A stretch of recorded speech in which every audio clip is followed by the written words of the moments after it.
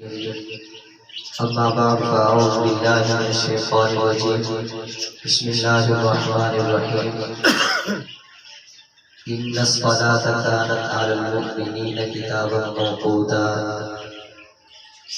صدق الله العظيم وقال النبي صلى الله عليه وسلم الصلاة عماد الدين فمن أقامها فقد أقام الدين ومن هدمها فقد هدم الدين أو كما قال صلى الله عليه وسلم وصدق رسوله النبي الكريم الأمين. محترم سامعین، واجب الاحترام، قابل تکریم، آج میں آپ حضرات کے سامنے جس موضوع سخن پر لب کشائی کی اشارت کرنا چاہتا ہوں وہ ہے مؤذن کی فضیلت اور اذان کی اہمیت. شرع کے اندر نماز ادا کرنے کے لیے اذان کا دینا واجب ہے، اور اذان کے اندر بہت سے علمی نکات موجود ہیں.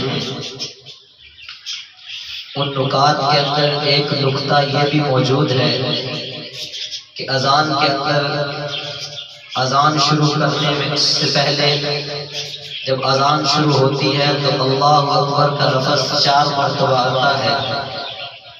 تو اس کے اندر کیا حکمت ہے، کیا نکتہ ہے؟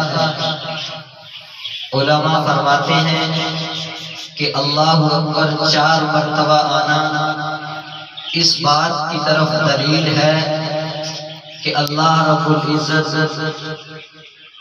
یہ بیان فرما رہے ہیں کہ جو پوری مخلوق ہے یہ 4 عناصر سے بنی ہے. تو اللہ رب العزت کا نام 4 مرتبہ اس لیے آتا ہے کہ اللہ رب العزت کی حکومت ان 4 عناصر پر ہے.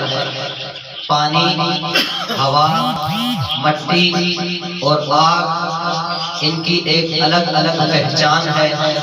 پانی کی پہچان علماء فرماتے ہیں کہ پانی کی طاقت کا اندازہ اس بات سے لگایا جاتا ہے کہ ایک انگریز نے ایک ایسا بحری جہاز تیار کیا اور اس نے یہ دعویٰ کیا کہ اس جہاز کو کوئی چیز نقصان نہیں پہنچا سکتی، حتیٰ کہ پانی کے اندر یہ جہاز ڈوب نہیں سکتا. اللہ نے فرمایا کہ یہ تیرا دعویٰ غلط ہے. اللہ نے یہ ثابت کر دکھایا کہ جو کرتا ہے وہ اللہ کی ذات کرتی ہے. اللہ رب العزت نے اس پانی کو، اس جہاز کو پانی کے ایک لہر کے اندر جکڑا اور اس جہاز کے ٹکڑے ٹکڑے کر دیے اور اپنی قدرت کو واضح ظاہر کر دیا کہ کسی آدمی کا دعویٰ اس وقت تک سچا نہیں ہو سکتا جب تک کہ اللہ رب العزت اس کے دعوے کو سچا نہ کرنا چاہے. اور آگ کا اندازہ، آگ کی طاقت کا اندازہ اس بات سے لگایا جا سکتا ہے کہ چند سال پہلے انڈونیشیا کے جنگلات کے اندر آگ لگی جو آج تک آگ بجھ نہ سکی. اس ملک والوں نے کئی حربے استعمال کیے لیکن آج تک وہ آگ بجھ نہ سکی. حتیٰ کہ انڈونیشیا کے لوگوں نے یہ اعلان کر دیا کہ جو ملک ہمارا اس آگ میں بجھانے کی مدد کرے گا، ہماری مدد کرے گا، ہم اپنی معیشت کا آدھا حصہ اس کو دیں گے. آگ کی طاقت یہ کہ آج تک وہ بجھ نہ سکی. اور اسی طرح ہوا کی طاقت کو دیکھ لیا جائے کہ ایک قوم پر اللہ رب العزت نے ایسی ہوا کا جھونکا بھیجا، ایسا عذاب ہوا کا بھیجا کہ سارے کے سارے لوگ وہ زمین پر گر پڑے. گویا کہ ان کی حالتیں ایسی تھیں جیسے کھجور کے تنے بکھرے پڑے ہوتے ہیں. تو علماء نے فرمایا کہ اللہ رب العزت کے اذان کے اندر یہ حکمت ہے 4 دفعہ الفاظ کہنا کہ اللہ رب العزت بیان فرما رہے ہیں کہ جس طرح اللہ اکبر 4 دفعہ اذان کے اندر آتا ہے تو اس سے مطلب 4 عناصر ہیں جس کی وجہ سے انسان کو پیدا کیا گیا. تو ان عناصر پر جو حکومت ہے وہ اللہ رب العزت کی حکومت ہے. اب مؤذن کو اللہ رب العزت انعام کیا عطا فرمائیں گے؟ آپ صلی اللہ علیہ وسلم نے فرمایا جس کا مفہوم ہے کہ کل قیامت کے دن جب حشر قائم ہوگا بعض لوگ کہ ان کی گردنیں بہت اونچی نظر آئیں گی. لوگ پوچھیں گے یہ لمبی گردنوں والے یہ اونچی گردنوں والے لوگ کون ہیں؟ آپ صلی اللہ علیہ وسلم نے ارشاد فرمایا کہ جو شخص مؤذن یعنی اذان دیتا ہوگا اللہ رب العزت کل قیامت کے دن محشر کے دن ان کی گردنوں کو ساری امت سے بلند کر دیں گے اور ان کے چہرے کو روشن کر دیں گے. مسجد نبوی کی اذان دینے کی سعادت وہ 4 شخصوں کو نصیب ہوئی. ان میں سب سے پہلے حضرت بلال رضی اللہ عنہ کا نام آتا ہے. دوسرے نمبر پر حضرت ام مکتوم رضی اللہ عنہ کا نام آتا ہے. تیسرے نمبر پر حضرت ابو محذورہ رضی اللہ عنہ کا نام آتا ہے. چوتھے نمبر پر حضرت سعد کا نام آتا ہے. خدا کی قسم مولانا احمد علی لاہوری رحمت اللہ علیہ یہ بیان فرماتے ہیں کہ مجھے اللہ رب العزت کی رحمت سے یہ امید ہے کہ جو شخص مؤذن کی آواز سن کر اپنے کام کاج کو چھوڑ کر مؤذن کی آواز کو غور سے سنے اور اس کا جواب دے. زیادہ بات نہیں کہتا. حضرت لاہوری رحمت اللہ علیہ فرماتے ہیں مجھے اللہ کی رحمت سے یہ امید ہے کہ اللہ رب العزت اس کو مرتے وقت کلمہ نصیب فرمائیں گے. مرتے وقت کلمہ نصیب فرمائیں گے.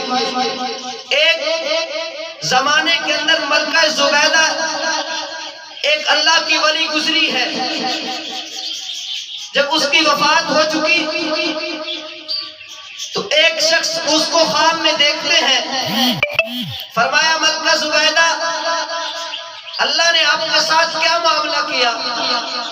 اللہ نے آپ کے ساتھ کیا برتاؤ کیا؟ ملکہ زبیدہ فرماتی ہے کہ اللہ رب العزت نے میری بخشش کر دی. فرمایا اللہ تو آپ کی بخشش ضرور کرتا کہ آپ نے کئی مستحق مسلمانوں کے لیے ایک بہت بڑی نہر کھدوائی تھی جس سے مسلمان بھی مستفید ہوتا تھا، فائدہ حاصل کرتا تھا، کافر بھی اس سے فائدہ حاصل کرتا تھا. اللہ کو آپ کا یہ عمل پسند آیا ہوگا. اللہ نے اس عمل کی وجہ سے آپ کی بخشش کر دی ہوگی. زبیدہ ملکہ زبیدہ کہتی ہے نہیں یہ شخص اس وجہ سے اللہ نے میری بخشش نہیں کی کہ میں نے انسانوں کے لیے نہر کھدوائی تھی. یہ تو انہی کے خزانے سے میں نے ان کے لیے نہر کھدوائی تھی، انہی کے پیسہ میں نے ان پر لگایا تھا، اس وجہ سے اللہ نے میری بخشش نہیں کی. وہ شخص کہتا ہے پھر ملکہ زبیدہ بتانا وہ کیا عمل ہے جس کی وجہ سے اللہ رب العزت نے تیری بخشش فرما دی، تیری بخشش کر دی. ملکہ زبیدہ کہتی ہے ایک وقت تھا کہ میں گھر پہ اپنے دسترخوان پر بیٹھ کر کھانا کھا رہی تھی کہ جب میرے کان کے اندر مؤذن کی آواز، مؤذن کی صدا اللہ اکبر میرے کان میں پڑی. میں نے فوراً لقمہ اپنے دسترخوان پر رکھا، اپنے دوپٹے کو سیدھا کر کے اپنے سر پر رکھا. اللہ اکبر کے نام کی صدا میرے کان میں پڑی. اللہ کے نام کی عزت اور ادب کی وجہ سے میں نے کھانا چھوڑ دیا، اپنا سر اپنے دوپٹے اپنے دوپٹے سے اپنے سر کو ڈھانک لیا. اللہ رب العزت کو میرا عمل یہ اتنا پسند آیا، اتنا پسند آیا، اتنا پسند آیا کہ اس عمل کی وجہ سے اللہ رب العزت نے آج ملکہ زبیدہ کی بخشش فرمائی. سبحان اللہ. صرف اور صرف اذان کے ادب کی وجہ سے اللہ رب العزت نے انعام کیا دیا کہ ساری زندگی نہ دیکھی، ایک عمل کو دیکھا، ایک نیک عمل کی وجہ سے، ایک مؤذن کی صدا کے ادب کی وجہ سے اللہ رب العزت نے ان کی بخشش فرما دی اور جنت الفردوس میں اعلیٰ مقام نصیب فرمایا. امام احمد بن حنبل کے دور میں ایک لوہار رہا کرتا تھا. امام احمد بن حنبل کا انتقال ہو گیا. ان کے گھر کے سامنے ایک لوہار رہا کرتا تھا. کثرت اولاد کی وجہ سے وہ نیکی کے کاموں میں اتنا مصروف نہ رہتا، قرآن مجید کی تلاوت نہ ہو سکتی، بچے زیادہ تھے، نفل نماز نہ پڑھ سکتا تھا. لیکن جب اس کی وفات ہوئی، ایک شخص اس کو خواب میں دیکھتے ہیں اور دیکھتے کیا ہے، پوچھتے ہیں کہ اے بزرگ تیرے ساتھ اللہ نے کیا معاملہ کیا، کیا برتاؤ کیا؟ وہ بزرگ کہتے ہیں کہ اللہ نے میری بخشش کر دی. فرمایا کہ امام احمد بن حنبل اور میرے درجے کے درمیان، میرے اور امام احمد بن حنبل کے درمیان جنت کے اندر صرف ایک درجے کا فرق ہے. وہ بزرگ کہتے ہیں، بزرگ کی آنکھ کھل گئی. جب خواب کے اندر یہ جب آنکھ کھلی، وہ فوراً دوڑتا ہوا اس کے بچوں کے پاس گیا اور پوچھا، اے بچوں بتاؤ تو صحیح کہ اس بزرگ کا کیا عمل تھا، ایسا کون سا عمل اس کی زندگی کے اندر موجود تھا جس عمل کی وجہ سے اللہ رب العزت نے اس بزرگ کو جنت الفردوس میں اعلیٰ مقام نصیب فرمایا ہے. امام احمد بن حنبل اور ان کے درمیان جنت کے اندر ایک درجے کا فرق ہے. ایسا کیا عمل تھا؟ فرمایا کوئی عمل نہیں تھا. ہمارے بہن بھائی بہت زیادہ تھے، میرے باپ کو اتنی فرصت نہ ہوتی کہ قرآن پاک کی تلاوت کر سکتا، میرے باپ کے پاس اتنی فرصت نہ تھی کہ کوئی صدقہ خیرات کر سکتا، میرے باپ کے پاس اتنا وقت نہ تھا کہ وہ نفل نماز پڑھ سکتا. وہ بزرگ کہتے ہیں پھر بتاؤ تو صحیح اس کا ایسا کیا عمل تھا جس کی وجہ سے اللہ نے ان کو اتنا نوازا.